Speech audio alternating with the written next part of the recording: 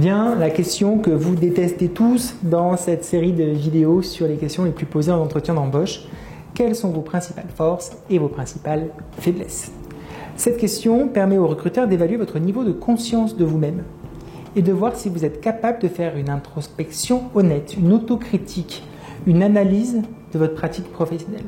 Le recruteur cherche à savoir si vous êtes conscient de vos points forts et de vos axes d'amélioration et surtout comment vous travaillez sur ces derniers. Ça permet aussi de mieux comprendre si vos forces correspondent à ce qu'ils recherchent et si vos faiblesses sont des choses qui les importent peu finalement et voir si vous arrivez à les gérer de manière constructive. Alors qu'est-ce qu'il ne faut pas faire face à cette question-là? Perdre ses moyens déjà, donc on se prépare. On évite de se vendre de manière excessive. Ne donnez pas une réponse trop flatteuse. Le « je suis parfait dans tout ce que j'entreprends » est d'une arrogance sans précédent.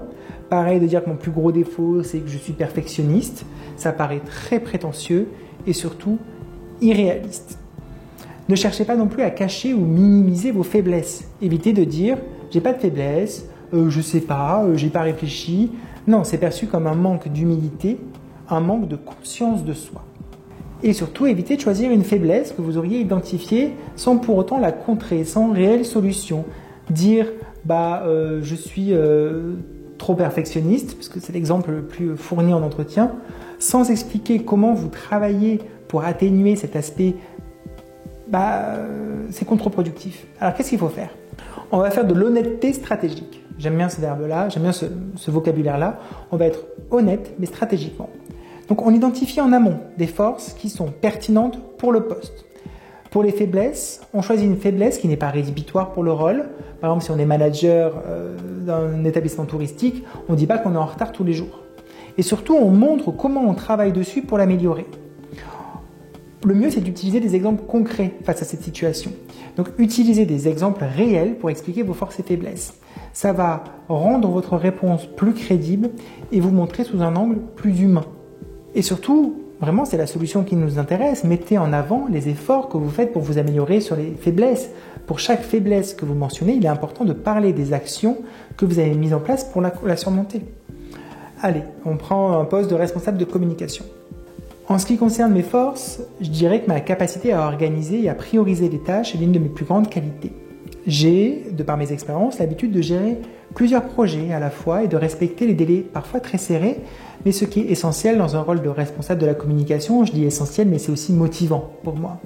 Par exemple, lors de la dernière campagne de lancement que j'ai dirigée, j'ai coordonné une équipe de 5 personnes et on a géré des délais très stricts, tout en maintenant, et ça me semble essentiel pour le poste, une communication fluide avec toutes les parties prenantes, que ce soit les fournisseurs, les clients, mais également les équipes en interne. Ça a permis de mener à bien le projet dans les temps. Quant à mes faiblesses, je dirais que je peux être parfois un peu trop axé sur des détails, ce qui va faire perdre du temps à l'équipe, du temps à peaufiner certains aspects des projets.